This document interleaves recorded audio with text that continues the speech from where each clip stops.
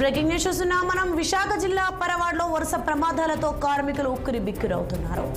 జవహర్ లాల్ నెహ్రూ ఫార్మాసిటీలో తాజాగా మరో ప్రమాదం సంభవించింది. ఠాగూర్ ఫార్మా కంపెనీలో మంగళవారం అర్ధరాత్రి విషవాయువులు లీకై 8 మంది కార్మికులు అస్వస్థతకు గురయ్యారు. దీంతో యాజమాన్యం కిమ్స్ ఐకాన్ ఆసుపత్రికి గుట్టు చప్పుడు కాకుండా క్షతగాత్రులను తరలించింది. వీరిలో 2 పరిస్థితి విషమంగా ఉన్నట్లు సమాచారం. కిమ్స్ ఐకాన్లో చికిత్స పొందుతూ ఒరిస్సాకు చెందిన ఒక వ్యక్తి మృతి చెందినట్లు తెలుస్తోంది. వివరాలు చెప్పడానికి ఠాగూర్ యాజమాన్యం నిరాకరిస్తోంది. పూర్తి వివరాలు తెలియాల్సి ఉంది.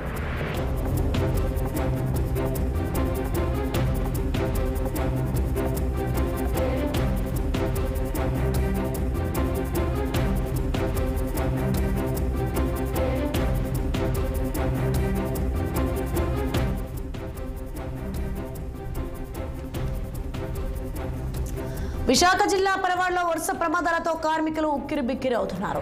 జవహర్ లాల్ నెహ్రూ ఫార్మాసిటీలో తాజాగా మరో ప్రమాదం సంభవించింది. ఠాగూర్ ఫార్మా కంపెనీలో మంగళవారం అర్ధరాత్రి విషవాయువులు లీకై 8 మంది కార్మికులు అస్వస్థతకు గురయ్యారు. దీంతో యాజమాన్యం కిమ్స్ ఐకాన్ ఆసుపత్రికి గుట్టు చప్పుడు కాకుండా క్షతగాత్రులను తరలించింది. వీరిలో 2 పరిస్థితి విషమంగా ఉన్నట్లు సమాచారం. కిమ్స్ ఐకాన్లో చికిత్స పొందుతూ ఒరిస్సాకు చెందిన ఒక వ్యక్తి మృతి చెందినట్లుగా తెలుస్తోంది. వివరాలు చెప్పడానికి ఠాగూర్ యాజమాన్యం నిరాకరిస్తోంది. పూర్తి వివరాలు తెలియాల్సి ఉంది.